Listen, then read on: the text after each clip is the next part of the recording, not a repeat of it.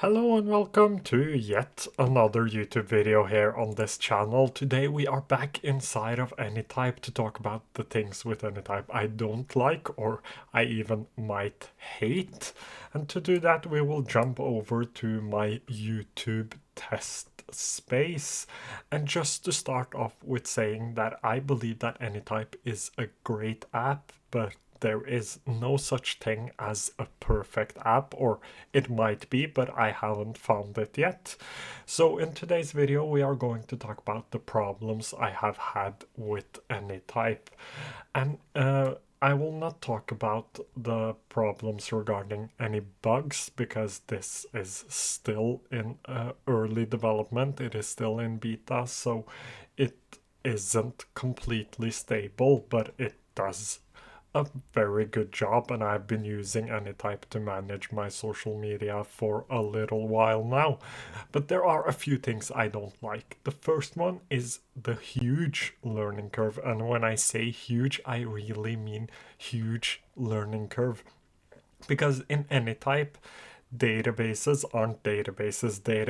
Databases are either collections or they are sets, which are two completely different things because sets is just a search query based on an object which is shown in a database, and a collection is a database like you would see inside of Notion. Let me show you the difference here. This is a collection. Here I can have the object type podcast, movie, and so on. Meanwhile, I think this should be a set. This is a set based on the object type tasks. And another thing is the object types. And I struggled for so long to understand object types and relations. It took me, I think, about 8 months until I figured out that relations aren't just properties inside of a database. They are actually something else too. They are how things are linked together in your graph. And once you understand these things, Anytype becomes quite powerful and probably one of the best apps out there. And I believe that it will become one of the best apps out there. And I don't think it's necessarily about I don't think it's necessarily about Anytype, but I think it's about the fact that we aren't used to taking notes as objects. We are not used to object-based note-taking. There aren't too many apps that do object-based note-taking. I think right now there is only two that I have found. The first one is Anytype, and the second one is Capacities.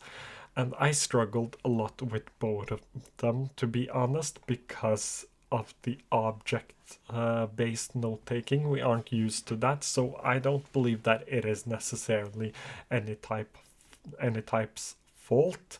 I do love the fact that apps like Anytype, Tools, and Capacities are trying to do something else in the space. They are trying to be more innovative than a lot of the other note-taking apps because we have a lot of them, but Anytype does things a lot differently, which makes me believe that there is a space in the market for something like Anytype. However, it took me so long to figure out how this app actually works, and I was able to use it I even though I didn't understand it totally, but it helped a lot when I understood everything about the app. So I would say that it isn't intuitive, and that has been bothering me a lot, but it isn't intuitive because we are not used to object-based note-taking.